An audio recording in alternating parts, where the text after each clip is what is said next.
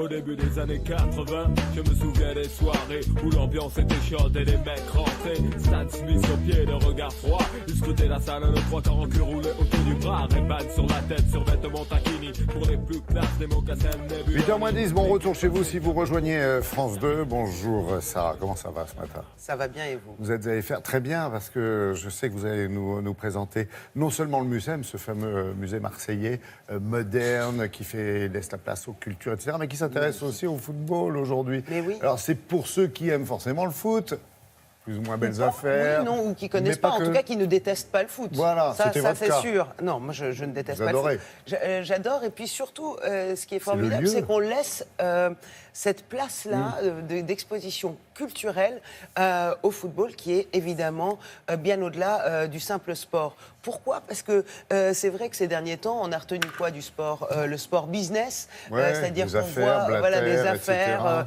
etc. Des joueurs qui viennent d'ailleurs de tel club à tel club et que ça L'argent, coûte madame, beaucoup l'argent. d'argent. Ouais. Mais au-delà de ça, c'est quoi? C'est un sport qui, j'ai envie de dire, qui concasse, vous voyez, les clichés, les clivages, les fractures sociales C'est peut-être le n'existent mot, plus. oui, c'est vrai. Non, mais parce que c'est vrai, on a l'impression que c'est que pour les garçons. Non, Non.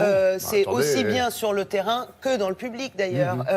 Et est-ce que c'est Ça un rassemble. Voilà, c'est très fédérateur et c'est pas un sport européen, c'est pas un sport brésilien. Non. Voilà, C'est ça se joue planétaire. dans absolument tous les pays, Tous ça les se joue quartiers. au stade.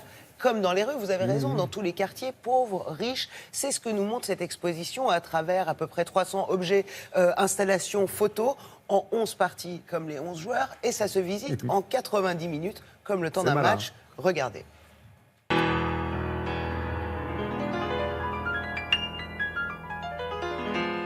First I was afraid, I was petrified. Kept thinking I could never live without you by my side. But then I La passion pour le football, dans cette exposition, elle s'illustre de manière très simple. C'est d'abord des Graals, la Coupe du Monde, la vraie Coupe du Monde qui a été prêtée par la Fédération française de foot. back from outer space. Le trophée de la Champions League qui arrivera pendant les périodes de fête. Ça, ce sont des objets matériels sur lesquels les gens s'arrêtent. Quand ils ont vu les images aussi de Basile Boli marquer cette tête à la 44e minute lors de OM Milan AC en 1993, les gens se souviennent de ce moment-là en regardant les vidéos qu'on montre aussi dans l'exposition. On a une grande salle immersive aussi au début de l'exposition qui nous permet de sentir ce que c'est qu'être dans un stade, ressentir un peu ces émotions-là. Et à travers tous ces médiums, on essaye de donner à revivre toutes ces émotions qu'on vit pendant une période de 90 minutes qui est celle d'un match de football.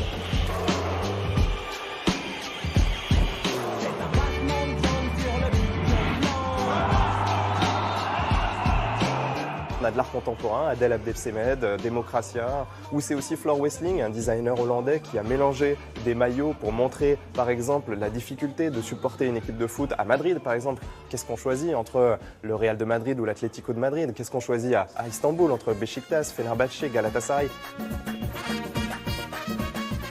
Ce qui pour nous représente l'essence même du football, c'est des ballons en scotch et en carton qui ont été réalisés par des enfants dans la Casbah d'Alger puis qu'on est allé collecter.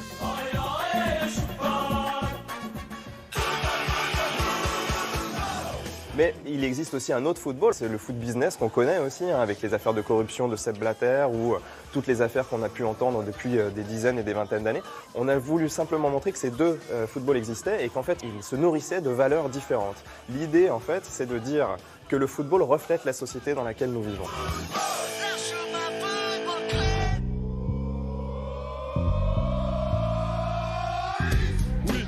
Et l'Olympique de Marseille est présent forcément puisqu'on est à Marseille, donc on se devait effectivement de faire un détour par cette passion telle qu'elle se vit à l'échelle urbaine. Donc, par exemple, voilà la devanture d'une boutique de boucher qui, en 1993, a mis toute sa boutique aux couleurs de l'Olympique de Marseille.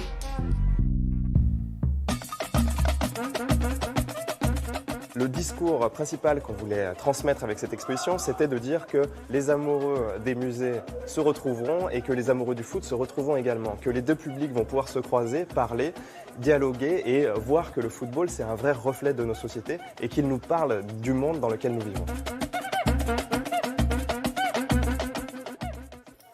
Finalement, Sarah, c'est le foot, oui, mais le foot émotion, j'allais dire. Oui, alors Partagé par le public, j'imagine aussi. partagé par le public, les visiteurs, surtout face au... Vous savez, vous avez des vidéos, des installations dans l'exposition où vous voyez l'émotion des supporters. Et c'est une émotion extrêmement communicative, que ce soit une émotion dégagée par une équipe qui appartient à votre pays, à votre ville ou pas. L'émotion des supporters, c'est assez extraordinaire d'assister à ça. Vous avez jusqu'au 4 février et ça se passe au MUSEM. C'est quand même pas le musée le plus moche en France. Non, Donc je vous ça vaut le invite à y détour. aller. Signé Rudy Ricciotti, d'ailleurs, l'architecture. Voilà, et en plus, Laura nous a rejoint pour parler de foot aussi. Et on pourra revoir en replay aussi, bien sûr, ce Mais reportage bien au Mucem. évidemment. Non, mais c'est intéressant, il y a les images avec les maillots là, des villes, c'est très chouette. Merci, Sarah.